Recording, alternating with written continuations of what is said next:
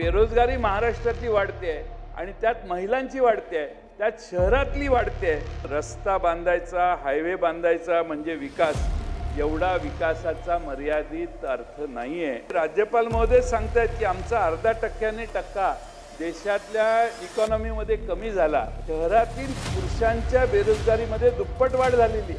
आम्हाला सरकारने सभागृहात सांगावं की ते 5,000 कोटी रुपये कुणाला दिले, इंडस्ट्रीचं काय प्रमोशन झालं आणि यातून किती उद्योग निर्माण झाले, महाराष्ट्रातला शेतकरी कसा टिकेल या संकटावर।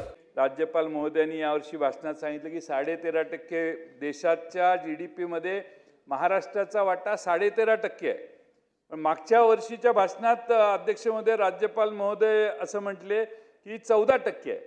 म्हणजे राज्यपाल महोदय सांगतायत की आमचा 0.5% टक्का देशातल्या इकॉनॉमीमध्ये कमी झाला। हा एक गंभीर प्रश्न राज्यपालांनी सभागृहाला सांगितलेला आहे आणि त्याची नोंद घ्यावी। आमच्याकडे फार मोठी गोष्टी आहेत आणि यावय त्यावय, पण टक्का कमी झालेला आहे, ही तेवढीच वस्तुस्थिती। आता बेरोजगारी, तुम्ही म्हणता आमच्याकडे गुंतवणुकी जास्त झाल्या। 10 फेब्रुवारीला periodic labour force survey report प्रकाशित झाला। 15 ते 29 या वयोगटातील युवकांचे बेरोजगारीचे प्रमाण 13.1% आहे आणि एक शॉकिंग आकडा असा आहे की जे जुलै सप्टेंबरमध्ये महिलांची बेरोजगारी 16.4% होती, ती आता वाढून 19.1% झाली आहे। म्हणजे अध्यक्ष महोदय, एक महत्त्वाचं म्हणजे शहरातील पुरुषांच्या बेरोजगारीमध्ये दुप्पट वाढ झालेली आहे।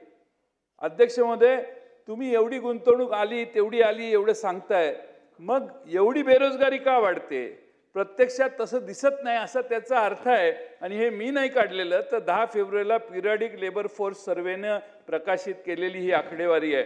म्हणजे बेरोजगारी महाराष्ट्रातली वाढते आहे आणि त्यात महिलांची वाढते आहे, त्यात शहरातली वाढते आहे, हे अध्यक्ष महोदय आपण लक्षात घेतलं पाहिजे। आणि म्हणून रस्ता बांधायचा, हायवे बांधायचा म्हणजे विकास, एवढा विकासाचा मर्यादित अर्थ नाही आहे। एवढीच मी अध्यक्ष महोदय सरकारला विनंती करेन। खरं म्हणजे अध्यक्ष महोदय, राज्यपाल महोदयांनी त्यांच्या भाषणात मागच्या वर्षी 5,000 कोटी रुपये सरकार सबसिडी प्रमोशनसाठी आणि इंडस्ट्रियल ग्रोथसाठी देणार असं सांगितलेलं होतं। आम्हाला सरकारने सभागृहात सांगावं की ते 5,000 कोटी रुपये कुणाला दिले, इंडस्ट्रीचं काय प्रमोशन झालं आणि यातून किती उद्योग निर्माण झाले। कारण PLFSचे आकडे तर अजूनही 13% तरुण बेरोजगारांचेच दिसत आहेत। हे अध्यक्ष महोदय आपण करा।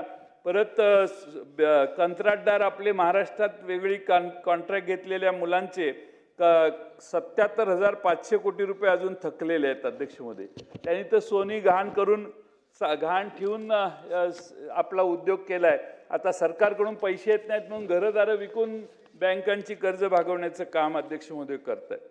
अध्यक्ष महोदय, आणखीन एक महत्त्वाचा मुद्दा आहे की राज्य निर्यात सज्जता निर्देशांकामध्ये राज्यपालांनी सांगितलं देशात आपण पहिल्या क्रमांकावर आहे, चांगली बाब आहे। पण अध्यक्ष महोदय, कांदा निर्यातीचा प्रश्न अद्याप सुटलेला नाही। ताजं उदाहरण देतो, केंद्र शासनाने निर्यातदारांना दिल्या जाणाऱ्या निर्यातीत वस्तूवरील कर व शुल्क परतावा योजनेत तात्काळ प्रभावाने 50% कपात करण्याचा निर्णय घेतलेला आहे। म्हणजे हे धक्कादायक आहे भातखळकर साहेब। म्हणजे सरकार आता सगळ्या ग्रांट्स कमी करायला लागले आहेत। ते पाणी पुरवठा गुलाबराव पाटलांना विचारा, केंद्र सरकारने हात काढून घेतले, त्यांच्या पाणी पुरवठ्याचा बोजवारा वाढण्याची शक्यता आहे। आता अध्यक्ष महोदय, निर्यात जर कमी झाली तर आधीच कांद्याचे, आता नाशिक जिल्ह्यात आंदोलन चालू आहे, उपोषणाला लोक बसलेले आहेत अध्यक्ष महोदय।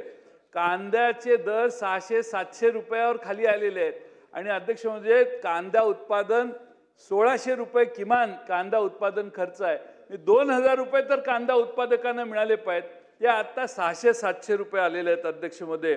लासलगाव सारख्या प्रमुख बाजार समितीत या दरावर बघा तुम्ही काय होतंय। पण अध्यक्ष महोदय,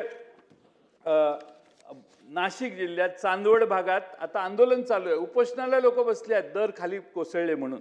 अध्यक्ष महोदय, दुसरं एक संकट सरकारवर येणार आहे, ते म्हणजे भारत अमेरिका व्यापार करार। त्यामध्ये कपाशी, कांदा, तूर, फळपीक अशा सर्वांवर संकट येणार आहे। म्हणून सरकार दुग्ध व्यवसायावर संकट येणार आहे, 0% सगळा माल इकडे येणार आहे. अध्यक्ष महोदय, महाराष्ट्रातला शेतकरी कसा टिकेल या संकटावर? आपली 15-16 लिटरची गाय आणि तिकडं अमेरिकेत 60-70 लिटरची गाय. म्हणजे आपण मधला बॅरियर काढला आणि ह्या गाईला सांगितलं 15 लिटरच्या जा 70 लिटरवर कॉम्पिटिशन कर. 2000 एकर सोयाबीन लागणारा एक शेतकरी इथं 2 एकराच्या शेतकऱ्याशी कॉम्पिटिशन करणार. कपास 8-10 एकरात लावणारे शेतकरी तिथं 5000 एकराच्या शेतकऱ्याशी कॉम्पिटिशन करणार. कसं परवडणार आहे अध्यक्ष महोदय? आणि म्हणून अजून तपशील आलेला नाही, पण 0% जर आयात कर झाला तर अध्यक्ष महोदय फार मोठं संकट महाराष्ट्राच्या आणि देशाच्या शेतकऱ्यांच्या समोर येणार आहे. आणि म्हणून माझी आपणाला विनंती आहे, काही चांगले उपक्रम सरकारने घेतलेत. एक मुख्यमंत्री समृद्ध पंचायत राज अभियान चांगली कल्पना आहे आणि नक्कीच विकासासाठी फायदा होईल अशी आम्ही अपेक्षा बाळगतो. अशाच नवनवीन अपडेट्ससाठी डिजिटल कोल्हापूर चॅनेलला सबस्क्राईब करायला विसरू नका.